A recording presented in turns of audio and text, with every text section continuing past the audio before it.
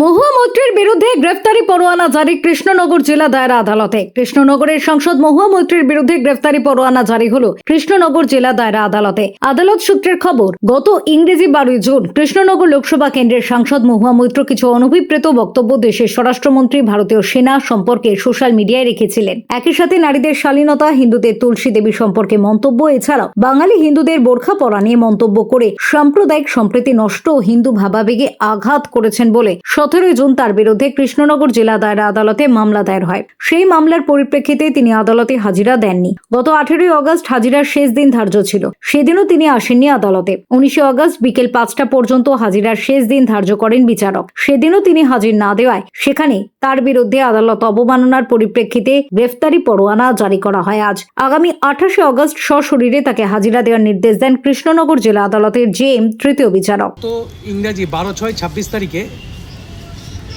মাননীয় সাংসদ একটি অপ্রীতিকর বক্তব্য সোশ্যাল মিডিয়ায় পোস্ট করেন। সেক্ষেত্রে তার যে বক্তব্যের প্রেক্ষাপট ছিল যে মাননীয় স্বরাষ্ট্রমন্ত্রী, তারপরে হচ্ছে নওজোয়ান সেনাদল, তাদের বিরুদ্ধে বিভিন্ন কুরুচিকর মন্তব্য করেন। সেই প্রেক্ষাপটে আমাদের সচেতন নাগরিক বা জনসমাজ বা মহিলাবৃন্দ 12/6/26 তারিখে কৃষ্ণনগরে গণতান্ত্রিকভাবে তার প্রতিবাদের জন্য সোচ্চার হন। সেই প্রেক্ষাপটে মাননীয় সাংসদ একটি বিবৃতি পেশ করেন। সেখানে বিবৃতির প্রেক্ষাপটে অর্থাৎ নারীদের শালীনতা থেকে শুরু করে এবং তুলসী যে আমাদের হিন্দুদের অত্যন্ত পবিত্র, তাকে অবমাননা, এছাড়া হিজাব বা বোরখা মুসলিম সম্প্রদায়ের মহিলা যে ক্ষেত্রে ব্যবহৃত হয় তাই নিয়ে একটা অপরীতিমূলক বক্তব্য তিনি পেশ করেন, যা ক্ষেত্রে সাম্প্রদায়িক সম্প্রীতি নষ্ট হয় এবং এক্ষেত্রে ধর্মীয় ভাবাবেগ হিন্দু মুসলিম উভয় ক্ষেত্রেই বিঘ্নিত হয়। সেই প্রেক্ষাপটে একটি মামলা দায়ের করা হয়েছিল 17/6/26 তারিখে। সেই প্রেক্ষাপটে তাকে বিভিন্ন সময়ে তাকে নোটিশ করা হয়, কিন্তু তিনি আদালতে হাজিরা দেননি। গত ইংরাজি 18/8/26 তারিখে তার আদালতে হাজিরা দেওয়ার সর্বশেষ দিন ছিল এবং সেই প্রেক্ষাপটেও তিনি আসেননি এবং কোর্ট আবার অর্থাৎ Dibyendu Das JM third court Krishnanagar Nadia, তিনি সেটাকে কনসিডার করে 19/8/26 তারিখে তার দিন ধার্য করেন এবং সেখানেও তিনি প্রথম প্রেক্ষাপটে আসেননি এবং জেএম থার্ড কোর্ট মহাশয় তাকে 5টা পর্যন্ত সময় দেন। সেক্ষেত্রেও তিনি সেটা অবমাননা করেন। এই আদালত অবমাননার পরিপ্রেক্ষিতে আজকে তার বিরুদ্ধে গ্রেপ্তারি পরোয়ানা জারি করলেন কৃষ্ণনগর জেএম থার্ড আদালত দিব্যেন্দু দাস মহাশয়ের এজলাস থেকে। 28/8/26 তারিখের মধ্যে তাকে সশরীরে হাজিরা হতে হবে, ওয়ারেন্টটা রিকল করে হাজির হতে হবে। অন্য থানার দায়িত্ব দিয়েছে। এক্ষেত্রে উল্লেখ করি, ওনার যে বিভিন্ন নিউ দিল্লি থেকে শুরু করে কলকাতার যে বিভিন্ন ঠিকানা, সেটা তো ট্রেস করা সম্ভব নয়। তাই মাননীয় এসপি মহাশয়ের কাছে এটা কমপ্লায়েন্সের জন্য আমরা সেটা দরখাস্ত করেছি জেএম থার্ড আদালতে এবং সেটা কমপ্লায়েন্সও হচ্ছে। উনার তো আইনজীবী এসেছিলেন জেলা দায়রা আদালতে, সেই জায়গায় কি হলো? সেখানে আদালত অবমাননা বিষয়টি, কারণ সেখানে তিনি বারবার তাকে নোটিশ করা হয়েছে। আদালত অবমাননা কেউ করতে পারে, আইন সবার জন্যই সমান, সে একটা সাধারণ লোক হোক একটা এমপি হোক, কিন্তু তাকে বারবার সেখানে সুযোগ দেওয়া সত্ত্বেও তিনি সেখানে হাজিরা দেননি। গতকালকেও তার হাজিরার শেষ দিন ছিলেন, সশরীরে হাজিরা, এবং সেখানে বলা হয় যে আজকে 19/8 তারিখে তাকে হাজিরা দিতে হবে।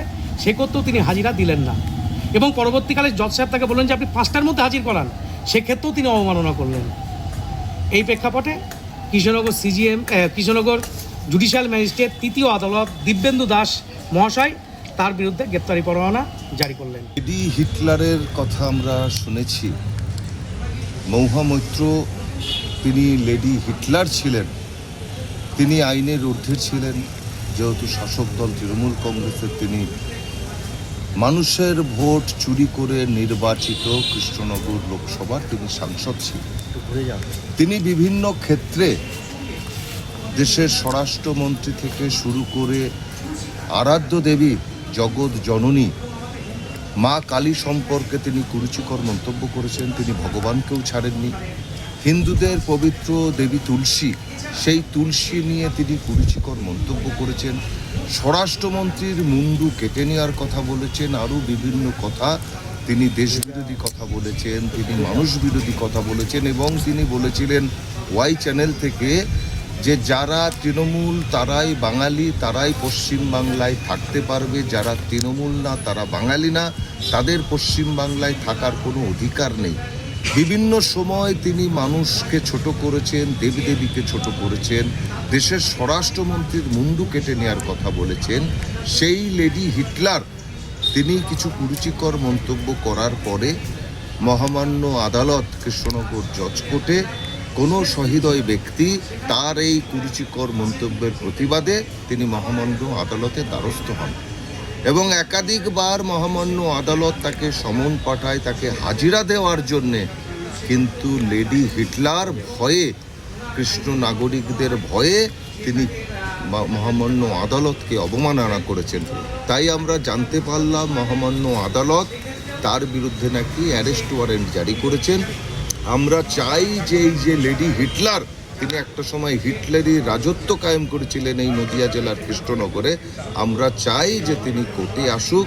কৃষ্ণনগরের মানুষ, নদিয়া জেলার মানুষ তাকে স্বাগত জানানোর জন্য তৈরি হয়ে বসে আছেন। বেতার মাত্রায় তিনি বিভিন্ন কথা বলছেন, আমরা চাই যে সশরীরে তিনি আসুক, মহামান্য আদালতের সম্মুখীন হন এবং কৃষ্ণনগরের মানুষের সম্মুখীন হন। মানুষ দাঁড়িয়ে রয়েছে তাকে স্বাগত জানানোর জন্য। আমরা চাই দ্রুততার সাথে সেই লেডি হিটলার যেন কৃষ্ণনগরে আসে। কৃষ্ণ নাগরিকদের কিসের ভয়? আপনি যে বললেন কৃষ্ণ নাগরিকদের ভয়ের জন্য আসেন, কিসের ভয়? দেখুন, কৃষ্ণনগর লোকসভার নামেই তিনি সাংসদ। তিনি কৃষ্ণনগর লোকসভার কোনো সাংসদ নন, তিনি করিমপুরের সাংসদ। আপনি দেখেছেন তাকে কৃষ্ণনগরে থাকতে?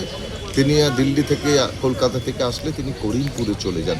তাহলে আমরা বলবো তিনি করিমপুরের সাংসদ, কৃষ্ণনগরের সাংসদ নয়। দীর্ঘদিন ধরে কৃষ্ণনগরকে বঞ্চিত করেছে। কৃষ্ণনগর সারাউন্ডিং নদিয়া জেলার যে বিধানসভাগুলো রয়েছে, অর্থাৎ তার ক্ষেত্রে যে বিধানসভাগুলো আছে, কোনো জায়গায় তিনি যান না। তিনি পরিচালনা করেন, সাংসদগিরি করেন তিনি করিমপুর থেকে। তাই কৃষ্ণনগরে মানুষের দীর্ঘদিনের একটা পঞ্জীবিত ক্ষোভ রয়েছে। সেই ক্ষোভটা স্বাভাবিক, কারণ আমি হলে আমারও ক্ষোভ হতো, কারণ আমিও কৃষ্ণ নাগরিক। তাই কৃষ্ণ নাগরিকরা বসে রয়েছে, তাকে ফুল, মালা, চন্দন, মিষ্টি, ধূপ নিয়ে দাঁড়িয়ে রয়েছেন।